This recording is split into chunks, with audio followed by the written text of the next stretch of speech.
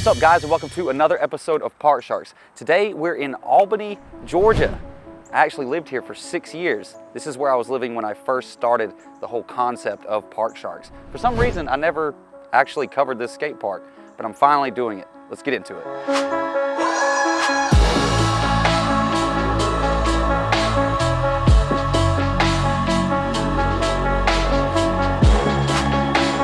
I moved to Albany, Georgia in 2012, and I lived here until 2018. So I spent a good chunk of like my 20s here in this city. This was the park that I went to every single weekend. If I wasn't traveling, I was out here skating. So over many, many years, I did shoot a lot of footage there, and some of the footage that I'm gonna splice in is gonna be like from, I don't know, 2013, 2014, all the way up to 2018. Now I did spend a little bit of time out here this weekend to just shoot a little bit of extra footage for this episode. So it's gonna be a weird like hodgepodge of old and new footage. So this is where I met Chino and Kanan and started doing the Park Shark series. They were both heavily involved in the very early episodes of Park Sharks, and now I'm more of just on my own traveling and doing it by myself mostly. But it was nice like being able to come out and hang out with these guys for a couple days and just skate and have some fun. So this park was built around 2005-ish, somewhere around there in the early 2000s. I wasn't here during that time, but from what I've been told, it has like kind of a strange history. So it was a pay to skate park at the beginning, and the building next to it was like a shop and everything. And then at some point, the city purchased it from the owner, and then the city managed it for a while and just kind of let it sit here and go to waste. They didn't really do anything with it. The building next door was closed up. And then strangely enough, now there's a place called Rabbit Man's Footwear, which is a company that does repair on like shoes, but not skate shoes. They do repair for like, I don't know, dress shoes and stuff like that. They now are leasing the skate park and the building from the city. And I remember a news article that came out right at the very beginning. They, like for the first year, they were only paying $500 a month or something like that. It was ridiculously cheap, but part of the contract was to repair and upkeep the park. So they did put a little bit of time and effort into the park. Some stuff got repainted, the fence got fixed, the lighting got fixed. Some of the skate light was replaced, but now like it is in need of more repair. There's definitely a couple of holes where the skate light needs to be replaced. But all in all, they might run and manage the park, but it's still free, outdoor. I really don't know the exact details of what the owner of Rabbit Man's Footwear, his responsibility is to the park exactly. I'm assuming he can kick people out and ban people and stuff like that, but it's still technically owned by the city. He just kind of manages it. So it's kind of a weird situation. But that being said, I'm glad that the city didn't decide to just get rid of everything. I'm glad once they figured out they didn't want to keep managing it, they were willing to, instead of throw everything out, have somebody else manage the property. It's free to come out here. You don't have to sign a waiver. It's skate at your own risk. I think there are rules for when it closes, but nobody really abides by them. There's no gate to shut. There's just a half of a fence around the property, so you can pull up at any time and come skate. Yeah, man. We're out here with the fishes, dog. I know that when I lived here, after work, I'd get off really late at night and we'd come out here and skate till midnight or later. I've done that plenty of times. And now they actually have lighting out here. For a while, there was maybe only 1 or 2 lights, but they've replaced some of them. They're not all the same bulbs. Some are yellow, some are white, but hey, at least it's lights. You can skate out here with the lighting. It's a little bit dark, but it's bright enough to skate. But if you're filming, usually I would try and set up lights if I could. Otherwise, it would be pretty grainy and dark. It's a Woodward skate park. It's larger than some of the other ones in the South Georgia area, because there are Woodward skate parks like this in like Pelham and Cordele and Fitzgerald, but they bought like the small package. Here, they bought one of the larger packages, so there's really a lot out here. You basically have 4 different sections to this park. There's a large street section, a smaller street section, a mini ramp in between those 2 sections, and then off to the side there's a nice like flat ground area with a couple of different things that you can grind on.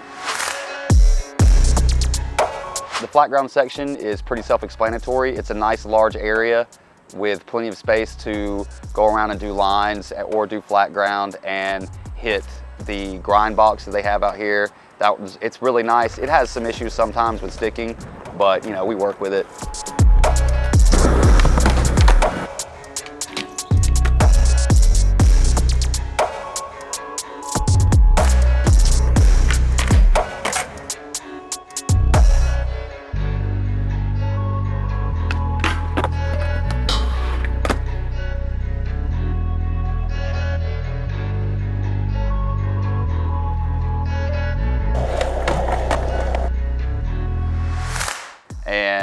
There's a nice flat bar out here.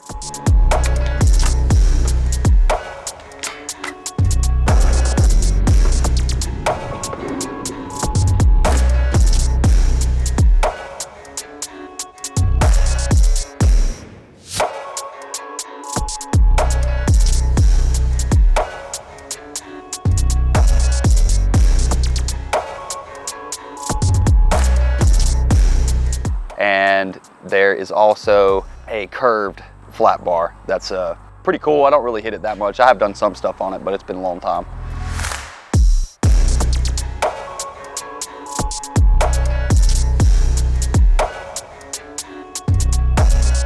In addition to that, there's also a really long round flat bar, like really long. It's got to be at least 20 feet long. That actually has only been out here for a couple of years. I think a local built it and bolted it into the concrete, so it's pretty cool. It wasn't a part of the skate park originally, but it's pretty cool that somebody decided to do that for this place. The main street section consists of 6 foot to 4 foot with an elevator quarter pipe on one side.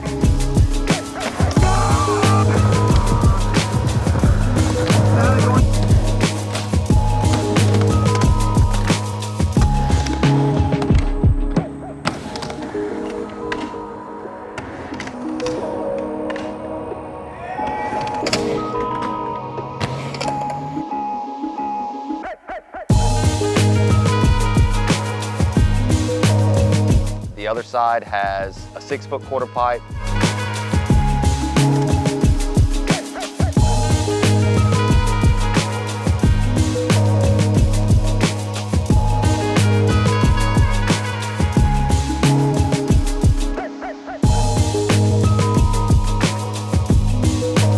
A flat bank.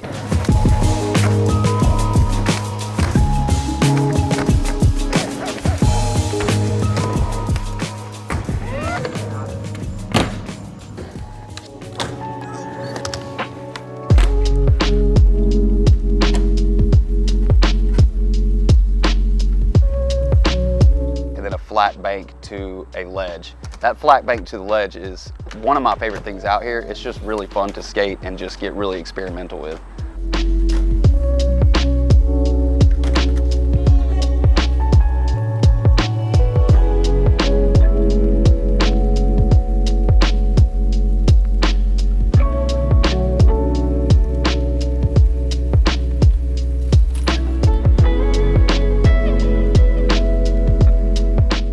And in the middle of the large street section, there are several elements. There is a spine on one side that's pretty nice. It's like 3 feet tall, maybe 6 to 8 feet wide. It's really nice.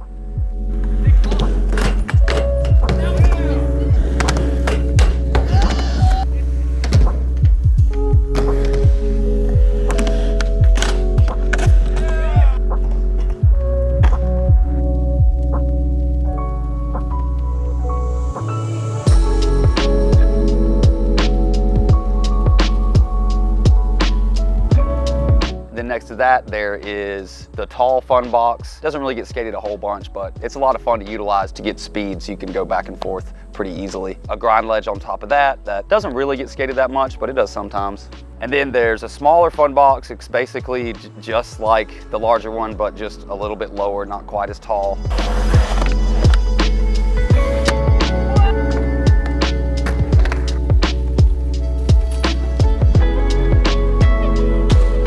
And then next to that is probably the one thing that people skate the most out here, which is their mellow hip. It's a hip on both sides, and you can hit it from both sides easily.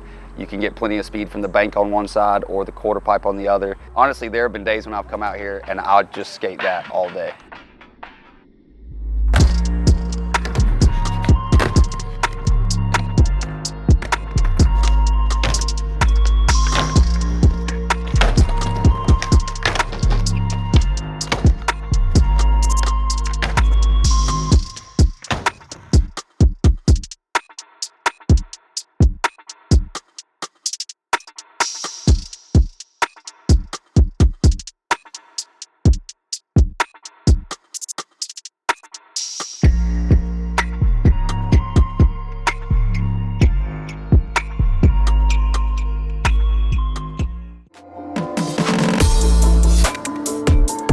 So the smaller street section, it probably gets skated just as much as the larger street section, but it's usually just different types of skaters. So it's a lot more like low impact. There's just a 4-foot quarter on one side. The other side has 2 banks with like a really small quarter with no coping on it in the center. It's good for beginners to like learn how to drop in, learn how to do rock the fakies and stuff like that.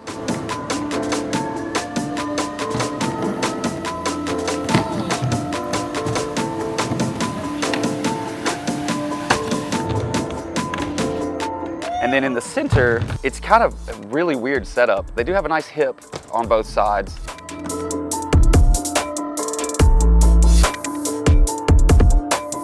And then on the top of the fun box, there's like a launch ramp to flat to bank. Those are kind of fun. I'm kind of limited in what I can do on those. I don't really particularly like skating those that much. It's always fun to just launch out of a launch ramp. So that's when it starts to get weird. There is this really long ledge. If you hit it from the side where the hip is, it's really high, so it's not easy to get onto.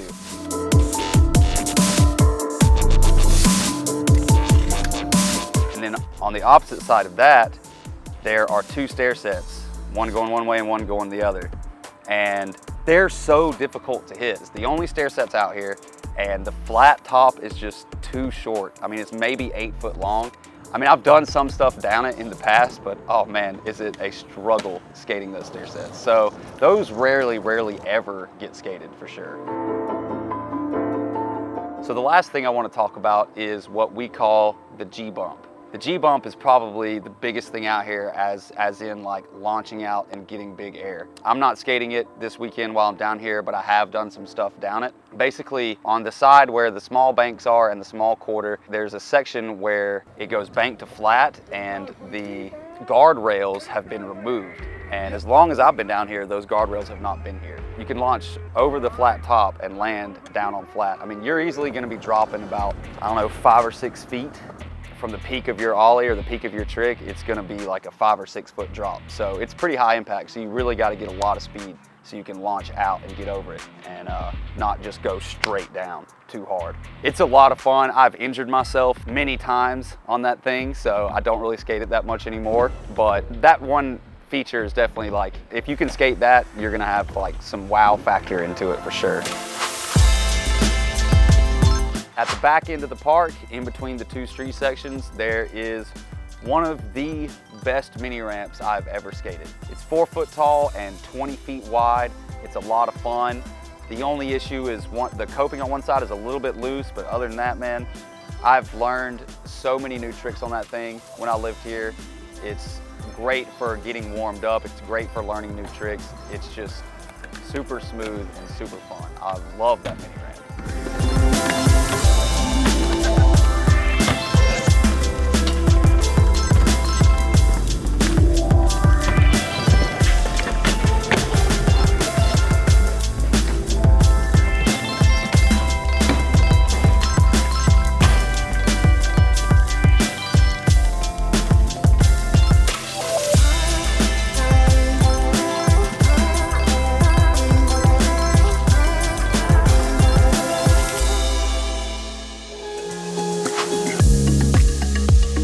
The community of skaters out here has had its ups and downs, just like any community. I know it was like booming in the early 2000s, back when it was booming everywhere in South Georgia in the early 2000s, and then it kind of died out. When I moved here initially in about 2012, there was a lot of younger skaters that were coming up, just now starting to get into it, and some older guys like me who had been skating for a long time, and we all just kind of linked up. That's how I met Kanan and Chino, and you know, we've been friends for many years ever since. So when I moved away in 2018, the scene was dying a little bit. Even though I was able to like host some competitions here and stuff, we were able to rope in people from other cities around. So there was a scene, but like on a daily basis coming out here, it was kind of hit or miss if you'd see anybody out there. Like right now, this is Labor Day, it's a Monday, hardly anybody's working, there's no school, and there's not a single person out here today, which is kind of strange.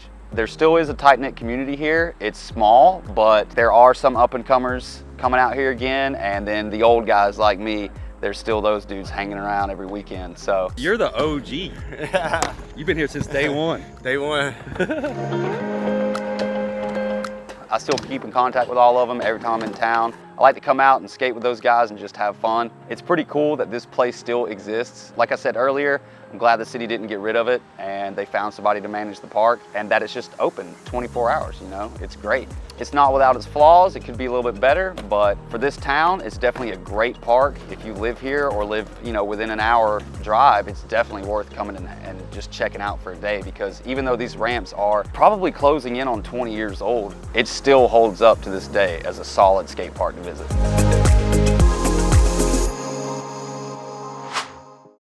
Thanks for sticking with me for another episode of Park Sharks.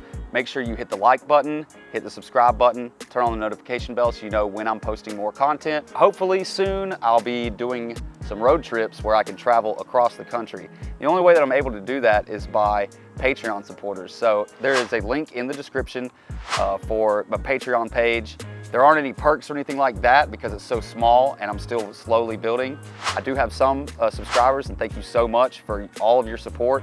I got some guys who've been with me since day one for several years, and that's just amazing. It keeps me going and makes it to where I'm able to travel and do trips like this. I want to do more trips and do bigger trips and longer trips. So in order to like pay for hotels and gas and all that type of stuff, $1 a month is a huge, huge help. So check out the link. And if you'd like to donate, that would be amazing. You'll get a credit at the end of every episode. And if not, that's fine. Keep watching the show, share it with your buddies, and let's all find what kind of skate parks are out there. Here's what's coming up next.